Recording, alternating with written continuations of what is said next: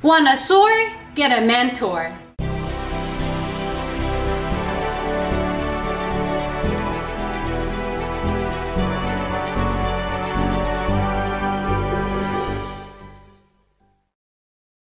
Hey, it's Nina Carmichael. We made these videos probably because you are the most ambitious person in your circle. You know you're capable of more and you get that push by surrounding yourself with the best. So today let's learn from one of the best, my husband Evan Carmichael, and how to use success of others to succeed your life. Enjoy!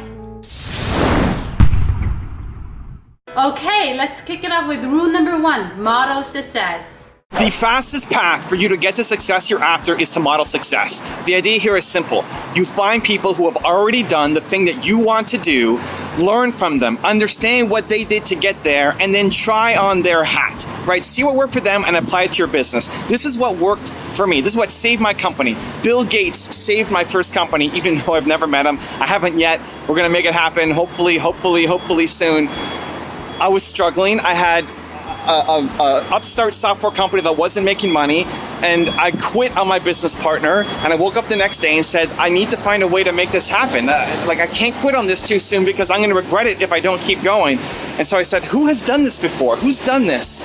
And I thought of Bill Gates. It was just the first person that came to mind was Bill Gates. So I looked at his story and how did he build Microsoft? Well, it was through partnerships. And so I started making partnerships in my business. I had nothing else to lose. I was already at rock bottom, right? I had already quit on my partner.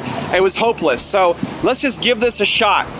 And within, I don't know, a couple months, maybe even sooner, I landed my first partnership deal for $13,500. And at the time, guys, I was making $300 a month. So that money meant the world to me. Like that was bank.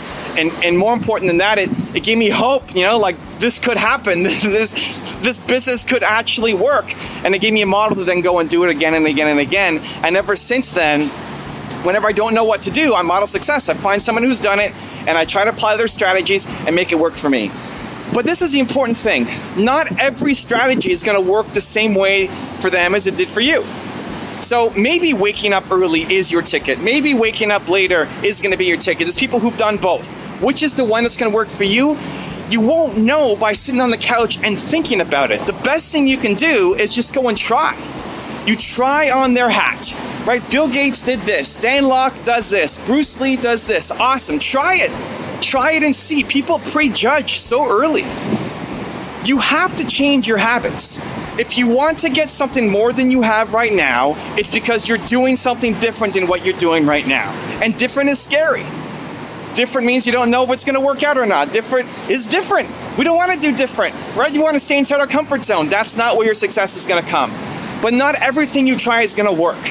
Even the ones that do work won't work 100%. The way that Bill Gates did partnerships in his business is different than the way that I did it. But just that idea alone took me 80% of the way. Modeling success takes you 80% of the way. And then that final 20% is you got to make the adjustments to make it your own. Because otherwise you just end up being a junior version of somebody else instead of being you. But I think we're too often just judging people.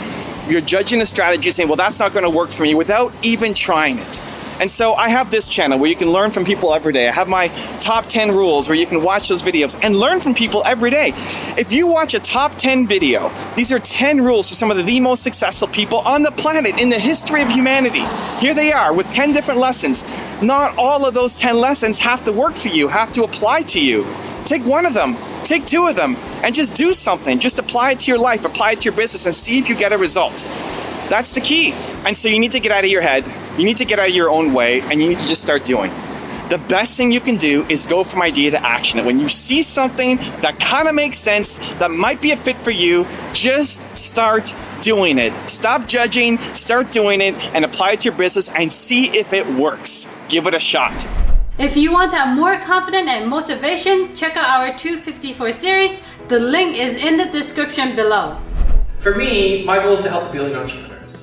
And so I always wanted to work on projects that have the ability to have a massive impact. That's what I strive for every single day. You have to enjoy what you're doing. You have to wake up and look forward to the day that is ahead.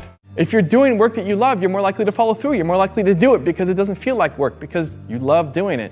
Rule number 2, learn. Reading should not be your priority. Learning should be your priority. There used to be only a small number of ways to learn. It used to only be reading or maybe going to lectures and learning from people, but reading was one of the fastest ways to learn because you could take somebody's life and in one book condense the whole thing, all of the lessons, and here you go, chance to learn. Now though, there's so many different ways to learn.